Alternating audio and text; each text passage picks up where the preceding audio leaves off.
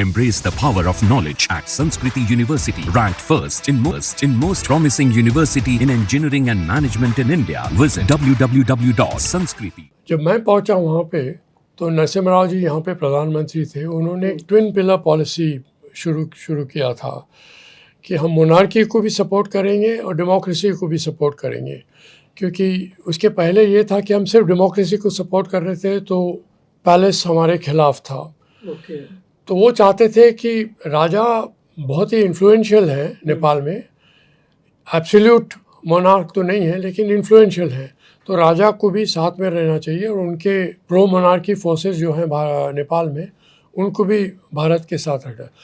तो उस कारण से हमारे साथ पैलेस भी था, हमारे साथ सारे पॉलिटिकल पार्टीज थे और हम किसी को भी फेवर नहीं करते थे, चाहे वो प्रो इंडिया हो या एंटी इंडिया का रेपुटेशन हो उनका, हम सबके साथ थे। तो सारे पॉलिटिकल लीडर्स हमारे साथ थे और राजा भी हमारे साथ था। तो डेमोक्रेसी भी अच्छे तरीके से आगे बढ़ता रहा और पैलेस के साथ भी अच्छे रहे। और वीरेंद्र जो राजा थे वो सही तरीके से उनका कॉन्स्टिट्यूशनल रोल मानने के लिए तैयार थे, वो उसके आगे बढ़ना नहीं चाह रहे थे।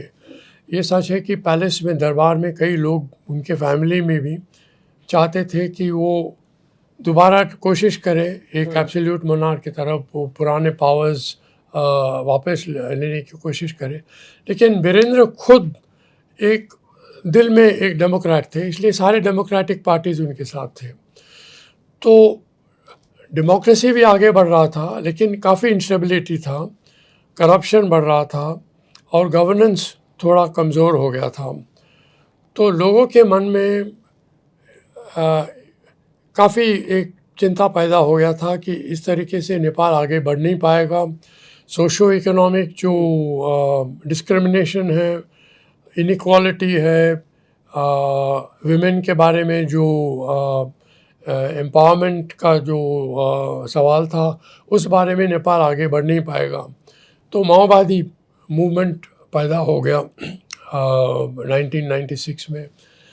तो माओवादी, डेमोक्रेसी, दरबार, भारत, साथ साथ में पाकिस्तान ओपन बॉर्डर जो है उसका दुरुपयोग कर रहा था, बहुत बड़े तरीके से स्मगलिंग इंडस्ट्री बढ़ रहा था, टेररिस्ट रिलेटेड इंडस्ट्री बढ़ रहा था और बॉर्डर मैनेजमेंट में काफ़ी कमज़ोरियाँ थी दोनों तरफ, नेपाल की ओर भी हमारे ओर भी। तो ये आगे बढ़ता रहा और भारत के लिए भी काफ़ी ये चिंता की बात थी।